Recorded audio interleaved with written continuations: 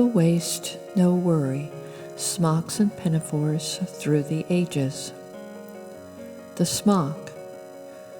The word smock refers to a loose-fitting female garment. In ancient times, there were two kinds of undergarments that women wore, the shift that had no gathers and the smock that did. Here in this painting detail, you can see a medieval woman wearing a smock, probably made of linen. Here in a later picture of a Victorian dress, you can see a similar style in silk, where the dress is gathered with embroidery and the yoke is placed over it. Smocks were popular among the lower class as a way to wear a garment that was very loose around the waist and more fitted across the chest. The smocking allowed the garment to be elasticated for a very comfortable shirt, popular with farmers and other workers. The embroidery on this shirt grew very elaborate with all kinds of stitches to hold the pleats in place in decorative ways, yet make the shirt have a bit of give without being so loose that it impeded movement. The basic stitch is a honeycomb lattice, which is very stretchy, as you can see in this detail. Other stitches were much more elaborate.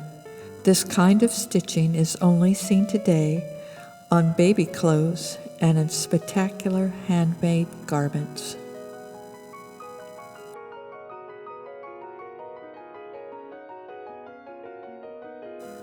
Before the modern age, people in Europe wore loose-fitting shirts or shifts out of linen under the more tightly fitting vest or tunic. In warm areas or in summer, people working outside stripped down to keep cooler. Although most pictures show this loose shirt under an outer garment, images of working people will show the shirt often pleated and belted. In this later drawing, you can see the elaborate pleating of the fitted tunic, which allowed for more freedom of movement.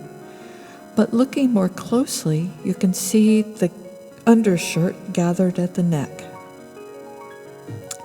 In later paintings, you can see workers still wearing the loose shirt, often gathered at the neck. The common outfit for peasants was gathered at the neck, very large across the chest, belted, with very loose pants that were bound below the knees.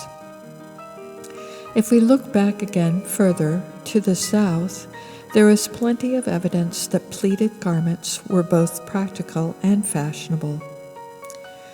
This style continues among both women and men well into the 1800s, with the outer garment being the supportive garment in a vest or overdress. Pleating is still popular today, although the undergarments are now the supporting garments. Another popular way to make a smock is with the use of a yoke in place of the pleating. The yoke allows the shirt to be fitted across the shoulders and upper chest. The fabric is then gathered into the yoke, allowing for a loose fit over the chest and the waist. The yoke can be elaborately decorated to draw attention to the face, or decorated at the hem to help pull the gathers down so the outfit is not too blousy without a belt. Gathers can be elaborate, attached to the yoke for a different look.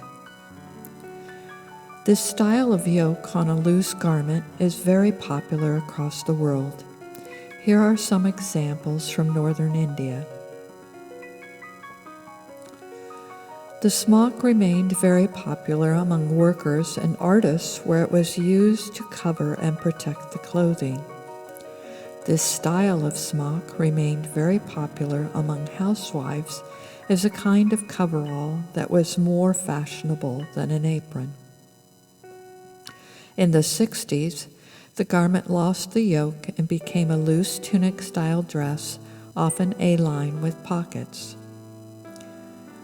The smock-style dress is popular today among many designers. The smock with a yoke is one of the best ways to deal with a waist that fluctuates or a waist that is thicker than the hips or the bust. Worn long, it can be an elegant garment for those with rectilinear or apple bodies. Emphasis on the waist has come and gone throughout history, but most women's garments were adjustable with sashes or lacing. In times when the waist was seen as a female fashion, the hips were usually padded out to exaggerate any size waist. Although the tunic can easily be worn by women with a rectangle shape, the smock is a beautiful garment for women who do not want to show off the waist, bust, or hips, but want to frame the face or show the fall and print of beautiful fabric. The word smock is an Old Norse word where the word smocker meant a woman's overdress. One of the styles of this apron dress is worn here by Daisy Victoria. We see the smocker becoming popular among the Normans of France and England all through the Middle Ages. It was popular both belted and unbelted, with open sides or more closed.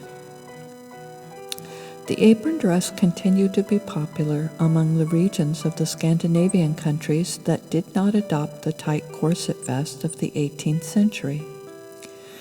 It is usually loose, gathered above the bust, with an elaborate yoke that is embroidered and an elaborate hem. Even with the vest, some dresses were more like pinafores, looser, with the deep-cut necks and sides, looser in the waist and the skirt. The most famous of this style was in North Russia, where it was called the sarafan, with a deep neck and yoke elaborately embroidered. It can be cut short for a vest style or worn long. Some appear without the yoke, with elaborate front panels and hems.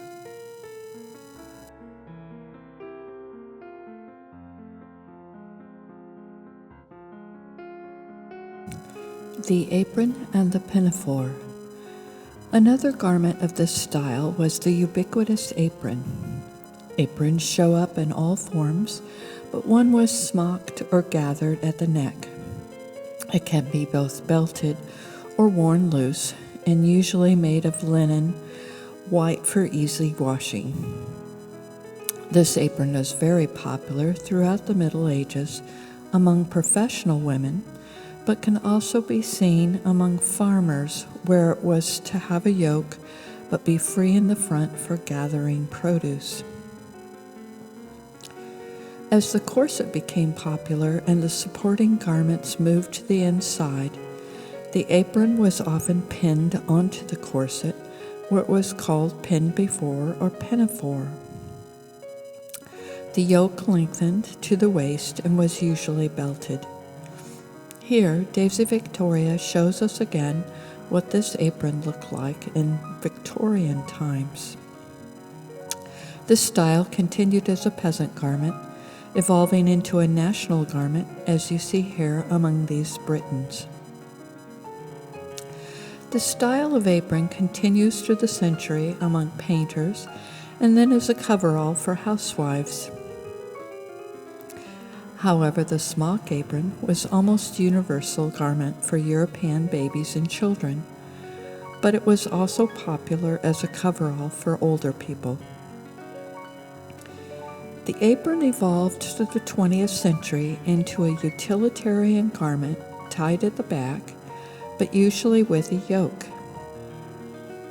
In the 60s, the apron became more decorative, usually in bright prints, as washing became easier and the apron did not have to be bleached. Wearing this style. The important thing to remember in wearing any style without a waist is that it should be larger at the bottom than at the top. Even the smock styles that are gathered into the yoke, the fabric must be weighted at the hem to pull it down over the waist and hips so it doesn't bunch up. You can go for a bell style or for a more columnar look. Here are a number of beautiful examples of dresses without a waist.